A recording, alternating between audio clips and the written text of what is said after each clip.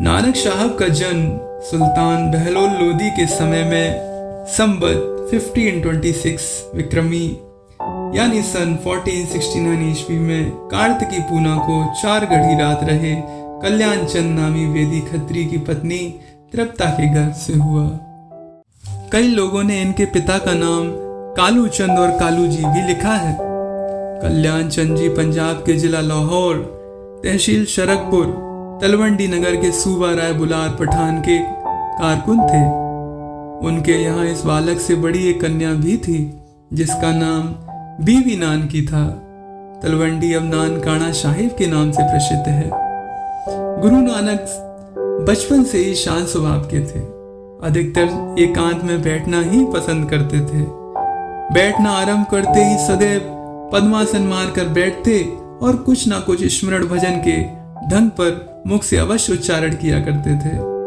5 वर्ष की आयु में अपने साथी बालकों को धार्मिक तथा परम पुरुष के गुणानुवाद की कथाएं और उपदेश सुनाते और समय समय पर जो कुछ घर से मिलता फकीरों और अभ्यागतों को बांट दिया करते थे।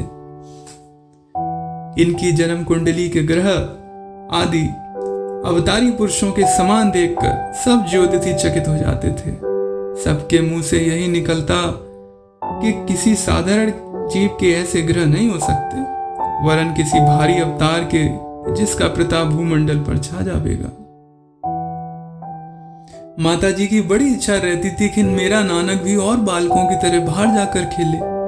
एक दिन माता जी के बहुत कहने पर नानक जी बच्चों के साथ खेलने बाहर आए तो उनसे कहने लगे कि तुम कोई नया खेल खेलना चाहते हो या वही पुराना खेल जैसे रोज खेला करते हो। सब बालकों ने नया खेल खेलने को कहा। इस पर नानक जी ने सब बच्चों को पद्मासन लगवाकर एक गोल घेरे में चुपचाप बैठा दिया और कहा कि मन ही मन सत्य करतार कहते चलो। माता बड़े चाव से देखने को आई कि मेरा नानक कैसे खेलता है, और वह सब बच्चों को चुपचाप देखकर और भी चकित हुई। जब नानक जी की अवस्था पढ़ने योग्य हुई तो सन 1475 ईस्वी में पिताजी ने गोपाल पंडित की पाठशाला में हिंदी पढ़ने को भेजा। परंतु जब पंडित जी ने पहले अंक लिख कर दिए तो नानक जी ने कहा कि जिस मनुष्य ने इस संसार का हिसाब किताब पढ़ा उसने बहुत दुख उठाए, अतः मुझे इससे कोई प्रयोजन नहीं। मैं तो मालिक का नाम पढ़ने आया हूँ और आपको भी यही मुनासिब है कि झूठे पठन पाठन को छोड़कर सच्चा पठन पाठन करें। ऐसी बातें सुनकर पंडित जी गुरु साहिब के चरणों पर गिर पड़े और अक्सर एकांत में सत्संग से लाभ उठाने लगे। सन 1478 ईस्वी में पंडित ब्रजलाल के पास संस्कृत पढ़ाने को बैठाए गए। पहले ही दिन गुरु नानक ने उनको ऐसे अनुभवी वचन, चेतावनी और उपदेश के सुनाए कि शिक्षक की ऊंची गद्दी से उतरकर पंडित जी उल्टे शिष्य बन गए और इनकी शरण ली। पढ़ने की ओर से इनका चित्त बिल्कुल उपराम पाकर पिताजी ने इनको किसी घर के कार्य में लगाना चाहा और गाय भैंस चराने का काम इनके सुपुर्द किया। पर यहाँ भी या तो मालिक के ध्यान में मगन रहते या ग्वाल बाल के साथ चर्चा करने में लवलीन रहते। नतीजा यह होता कि गाय भैंस इधर उधर निकलकर किसी का खेत खा जाती। अतः इस काम के योग भी ये न समझे गए। पिताजी ने एक बार पढ़ने में फिर लगाना चाहा और इसीलिए सन 1480 ईस्वी में फारसी सीखने के लिए मौलाना रकनुद्दीन के पास भेजा। परंतु इनको भी पंडितों की तरह सच्चा अलिफ बे पढ़ाकर अपना मुरीद कर लिया। फिर पिताजी ने यज्ञोपवीत संस्कार कराना चाहा। शुभ मुहूर्त देखकर पुरोहित को बुलाया गया। जब जनेऊ पहनाने का समय आया तो नानक साहिब ने कहा कि इस जनेऊ से कुछ अर्थ ना निकलेगा और पुरोहित को समझाया कि सच्चा यज्ञोपवीत क्या है, जिसका उस पर ऐसा असर पड़ा कि वह इनका शिष्य बन गया। जब इनकी 7 वर्ष की उम्र थी, इनकी मौसी एक दिन इनकी माता से मिलने आई और यह देखकर कि जो कुछ घर में मिलता है उसे उठाकर यह साधु और भूखों को बांट देता है, कहने लगे कि बहन तेरा लड़का तो पागल सा है। गुरु नानक ने यह बात सुनकर बोले कि मौसी मेरे जैसा पागल तेरे घर में भी पैदा होगा। सो उसके घर में राम रतन नामक एक महात्मा उत्पन्न हुए, जो बैरागी साधुओं में एक भारी ज्ञानी समझे जाते हैं और जिनका स्थान कसूर में अब तक प्रसिद्ध है। इस प्रकार घूमते फिरते खेलते कूदते इनके मुंह से सहज स्वभाव कोई बात निकल जाती, वह थोड़े दिनों में सचमुच देखने में आया करती। छोटे बड़े जिस किसी से मिलने का अवसर मिलता, उसको भगवत की महिमा और गुणानुवाद सुनाने और चेतावनी के वचन कहने से न चूकते थे। इस निराली चाल के लोग भांति भांति की भली बुरी चर्चा करने लगे, जिनको सुनते सुनते इनके पिताजी को भी पुत्र की बाबत तरह तरह के ख्याल पैदा होने लगे। इनकी खिंचाव और उपराम की दशा से कोई दीर्घ रोग ना हो जावे, इसीलिए पिताजी ने वैद्य को बुलाया। जब उसने नाड़ी पकड़ी तो गुरु साहिब ने कहा, हम रत्ते शहु अपने, तू हमें दारू दे।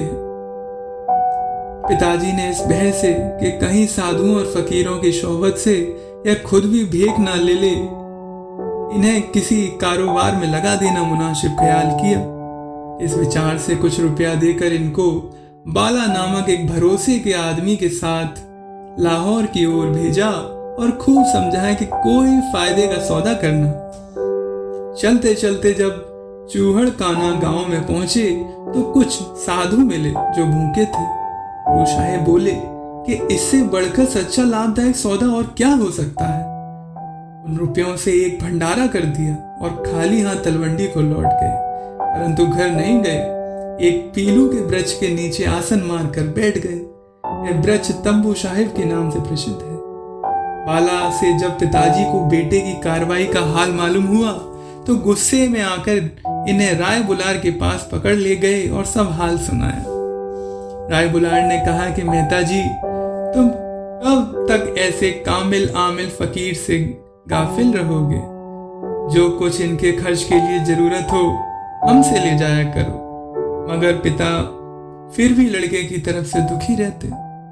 अंत में नानक साहेब को सुल्तानपुर इनकी बहन बीवी नानकी जी और बहनोई लाला जयराम के पास भेज दिया गया, जो दौलत खान लोधी के दीवान थे। उन्होंने इनको बड़े प्रेम से अपने यहाँ रखा। गुरु साहिब ने अपनी बहन और बहलोई की खातिर से सन 1485 ईस्वी में नवाब के मोदी खाने में मोदी का काम ले लिया। हर रोज जितना सीधा सामान नानक साहेब के घर के लिए तौलते, उससे चौगुना साधु फकीरों को बांट दिया करते थे और हिसाब किताब नाम मात्र को भी ना रखते।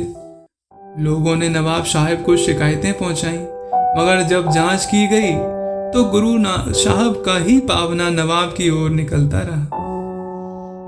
एक दिन आटा तौलते समय 1 2 3 गिनते हुए जब 13 पर पहुंचे तो गिनती बिनती सारी भूल गए और 13 13 कह ही सारा आटा तौल डाला। उस दिन से मोदी खाने का कार्य छोड़ दिया। यदि कोई कुछ पूछता तो उसे उत्तर देते कि ना कोई हिंदू ना मुसलमान। यह शब्द गुरु साहिब के मुख से कुछ ऐसे वेग से कहे जाते थे कि लोग चकित रह जाते थे। सन 1488 में बहन बहनोई के आग्रह से इनका ब्याह पक्को जिला गुरदासपुर के निवासी मूलचंद चोना खत्री की सुपुत्री सुलक्षणा से हुआ। सन 1494 ईस्वी में श्री चंद उत्पन्न हुए, जो आगे चलकर उदासी संप्रदाय के संस्थापक हुए। सन 1496 ईस्वी में दूसरे पुत्र लक्ष्मी चंद हुए। एक बार मर्दाना मीरासी अपनी पुत्री के ब्याह के खर्च के लिए गुरु साहिब से सहायता मांगने आया। सब सामान की फहरिस्त बनाकर गुरु साहिब ने भगीरथ को लाहौर शहर भेजा। वहां मनसुख ने और सब सामान तो मर्दाना को बांध दिया, परंतु अच्छे चूड़े के लिए कहा कि 2 दिन पीछे मिलेगा। मर्दाना को सिर्फ एक ही रात लाहौर में ठहरने की आज्ञा थी। उसने 2 दिन रहने से मजबूरी जाहिर की। इस पर मनमुख बोला कि बादशाही नौकर भी इस तरह अपने मालिक की आज्ञा नहीं पालते। तुम किसके नौकर हो जो इतना डरते हो?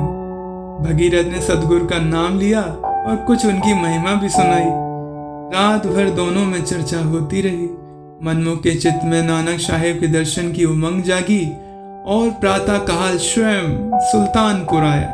सामने आते ही गुरु साहेब ने उस पर दया दृष्टि डालकर यह वचन फरमाया, पूर्व थो मन सुख यह कांचा, यो नाम चाहत अब साचा, याते आन्यो अपने संगा, धन्य संत मत कीट भंगा। सुनते ही मनमुख गुरु साहेब के चरणों पर गिर पड़ा और शिष्य हो गया। गुरु साहेब के उपदेशों का नतीजा थोड़े ही समय में यह हुआ कि बहुत से हिंदू और मुसलमान इनके चरणों में आ गए। ये बात काजी और मुल्ला लोगों से सही नहीं गई। सबने मिलकर नवाब से शिकायत की कि यह बाबा हिंदू मुसलमानों को एक सा मानने को उपदेश करता है। हम इन्हें जब सच्चा जाने कि यह हमारे साथ मस्जिद में नमाज पढ़े। मस्जिद में पहुंचकर सब लोग नमाज को खड़े हुए, मगर गुरु साहिब एक कोने में बैठ गए।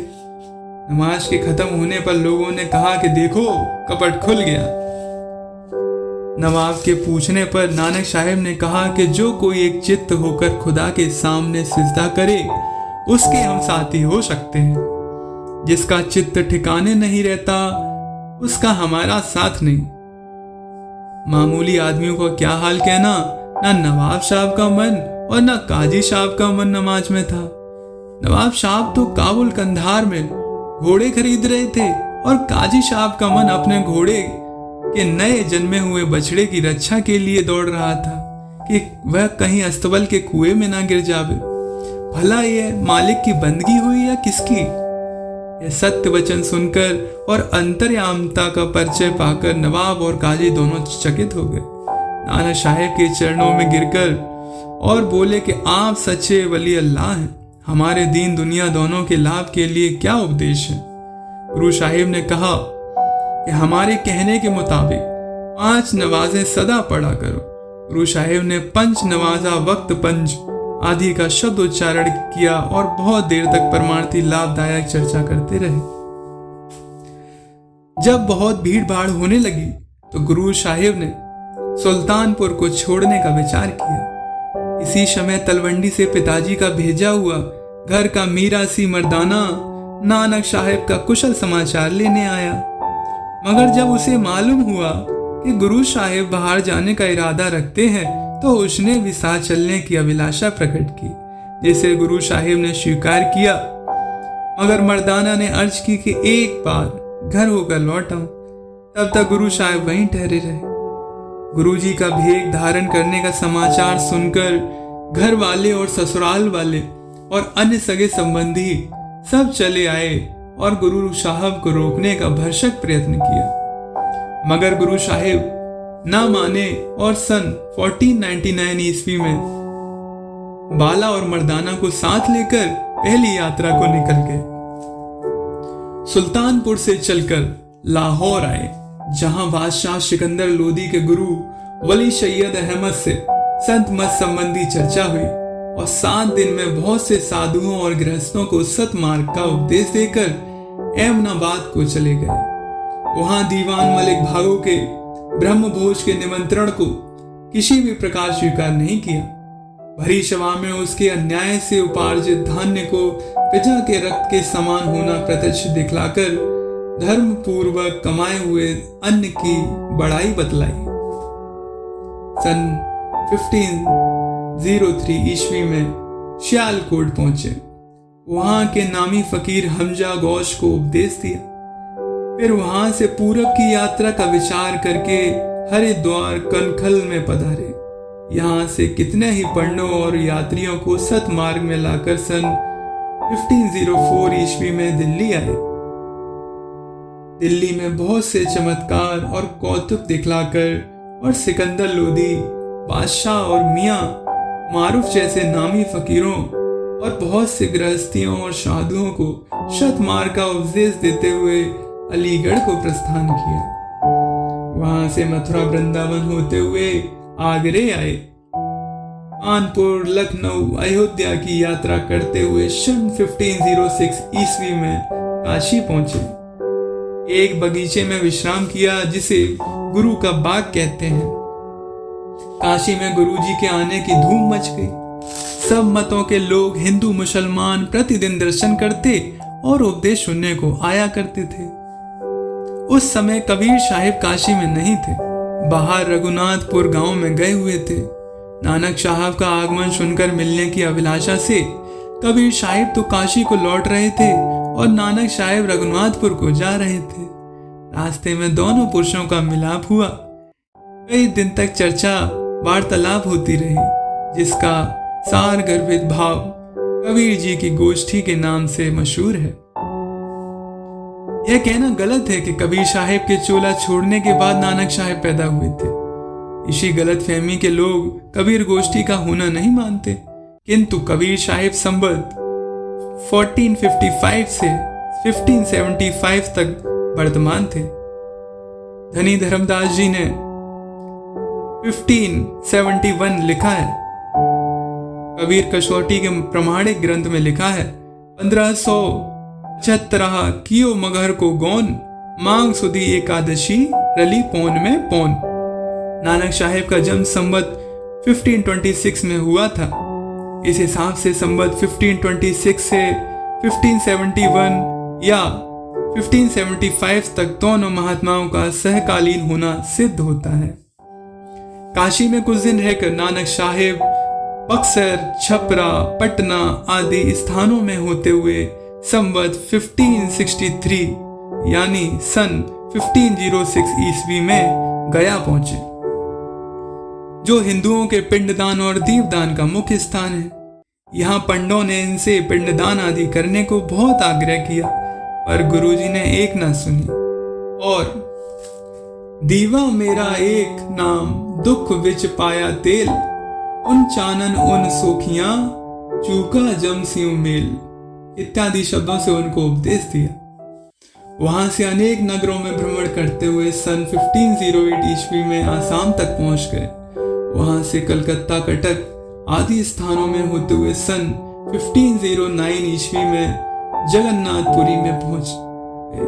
लोगों के भ्रम और पाखंड का खंडन करके परमार्थी आरती निरूपक्ष शब्दों द्वारा उपदेश दिया।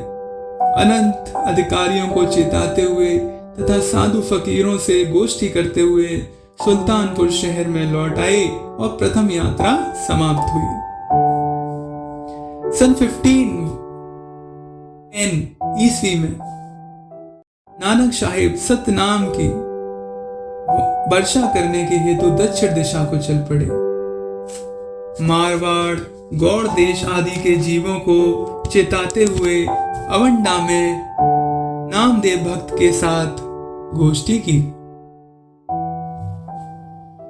हैदराबाद, अमराबाद, बीदर, गिनपुर, मद्रास, तंजौर, पालमकोट आदि शहरों में होते हुए शेदवंद रामेश्वर में पहुंचे, जहां सिद्धों के साथ 4-5 बार गोष्ठी हुई। यहाँ से समुद्र पार करके गुरु साहिब सिंगला द्वीप में आन विराजे, जहाँ का विरहातुर राजा शिवनाम दर्शन के लिए पपीहे की तरह रटन लगाए हुए तड़प रहा था। यहाँ पर संक्षेप में राजा शिवनाम का हाल लिखा जाता है। भाई मनसुख, जिसका कुछ हाल ऊपर लिखा जा चुका है, व्यापार के लिए कुछ समय पहले सिंगला द्वीप में गया था। राजा शिवनाम पक्का वैष्णव था और उसकी सारी प्रजा भी उसी मत में दृढ़ थी।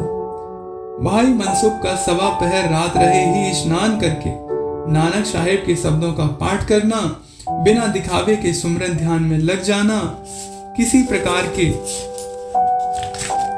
लौकिक कर्म धर्म की परवाह ना करना इत्यादि बातें वहां के लोगों को खटकी और उन्होंने राजा से शिकायत की कि यह व्यक्ति धर्म विरुद्ध आचरण करता है।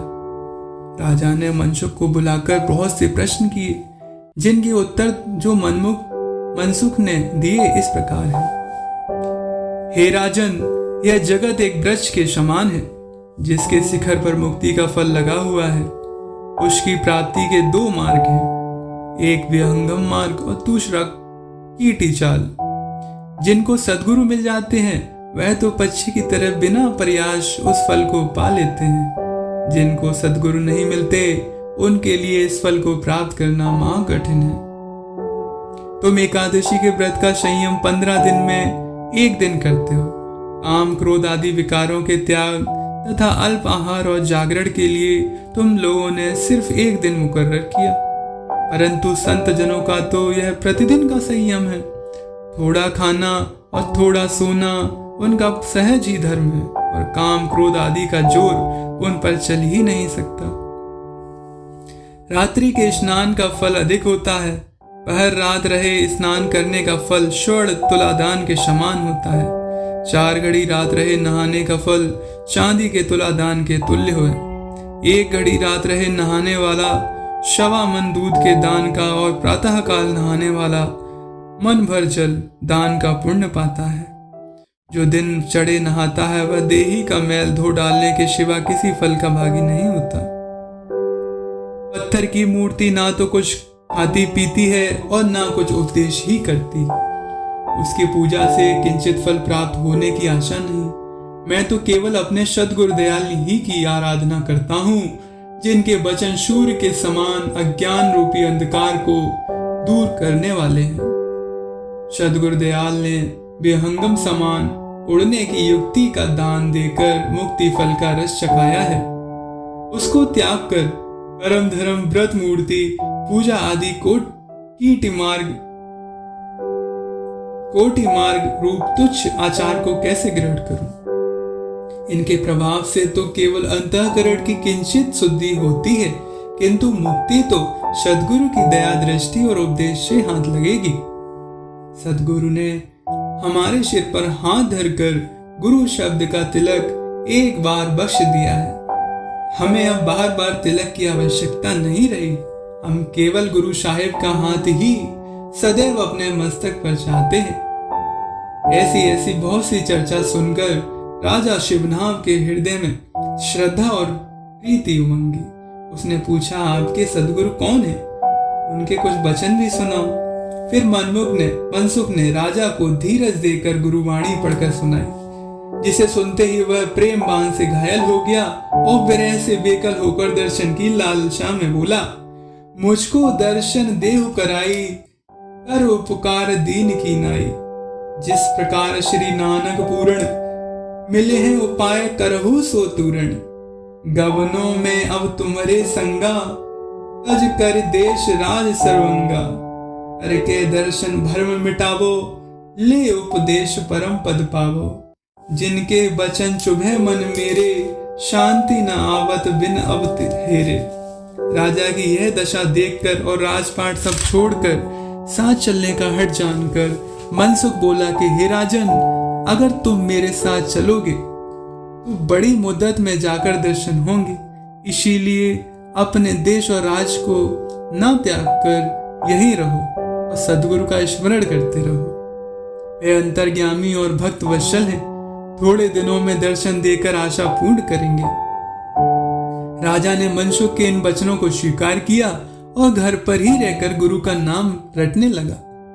नींद भूख घटने लगी, संसारी काम काज से मन उपराम हो गया और केवल गुरु नाम और गुरु दर्शन की आशा उसके जीवन का आधार हो गए। ऐसी दशा राजा की थी जबकि गुरु साहिब शिंगला द्वीप में पधारे।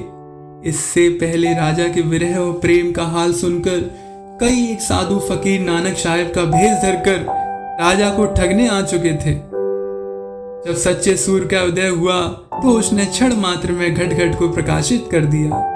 नानक साहिब के दर्शन करके राजा गदगद तो हो गया था, मगर फिर भी कहावत मशहूर है कि दूध का जला छाछ को भी फूंक फूंक कर पीता है।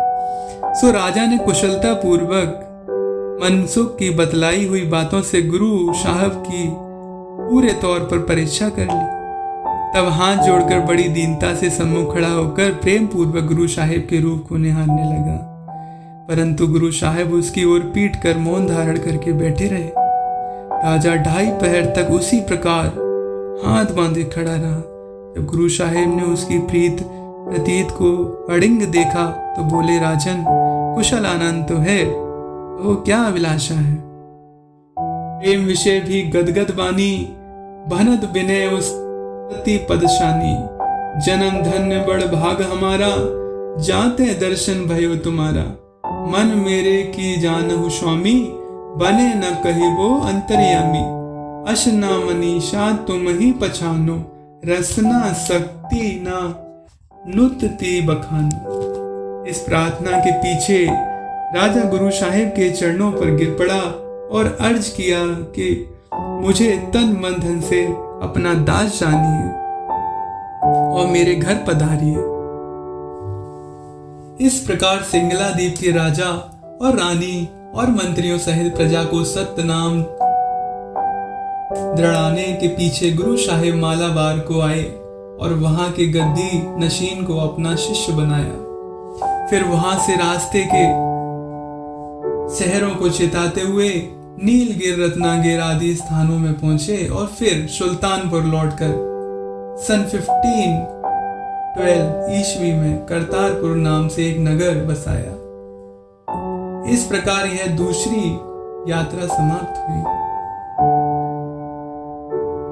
सन 1513 ईस्वी में गुरु साहब उत्तराखंड की यात्रा को निकले।